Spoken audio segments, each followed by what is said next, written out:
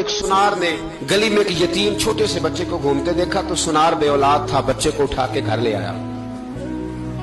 18 سال اس بچے کی پرورش کی، اس کو پالا پوسا جوان کیا۔ سنار کے پاس وہ دکان پہ چلا جاتا، وہ کئی دفعہ دکان پہ رہتا، کئی دفعہ گھر میں رہتا۔ ایک دفعہ وہ دکان پہ تھا، بچہ گھر تھا، 18 سال کا جوان، اس کی بیوی اکیلی تھی۔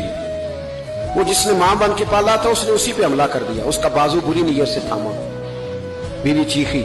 تھوڑی دیر گزری تو وہ نوجوان پیروں میں بیٹھ گیا، کہنے لگا ماں پتہ نہیں مجھے کیا ہوا۔ شام کو سنار آیا، بیوی چیخنے لگی، چلانے لگی، کہنے لگی آج عجیب بات ہوئی، جس کو میں نے جگر کا خون دے دے کے پالا اسی نے گندی نظر ڈالی۔ سنار محو حیرت ہے، بیوی کا خیال تھا کہ لاٹھ اٹھائے گا، ڈنڈا اٹھائے گا، نوجوان کو مارے گا، لیکن وہ رونے لگ گیا۔ اس نے کہا آج اس نے میرا بازو تھاما ہے، جانے کیا کیا ہے۔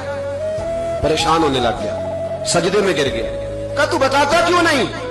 تو وہ سنار کہنے لگا اس کی غلطی نہیں، 18 سال کے بعد آج مجھ پر بھی شیطان سوار ہوا تھا۔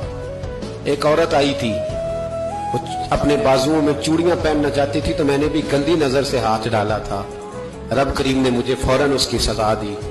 جن کے گھروں میں بیٹیاں ہوتی ہیں ان کی نظریں گندی نہیں ہوتی، جو بیٹیوں کے باپ ہوتے ہیں، جو بہنوں کے بھائی ہوتے ہیں، ان کی نظریں گندی۔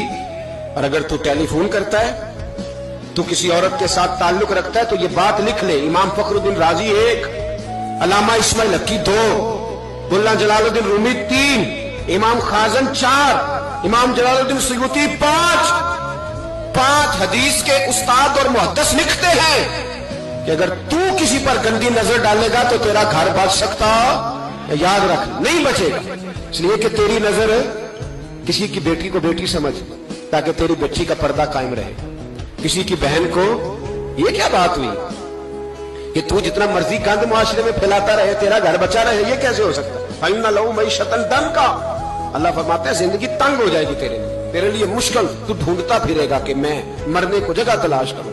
سچی توبہ کرے، کھری توبہ کرے، یہ گناہ انسان کو مجبور کر دیتے ہیں۔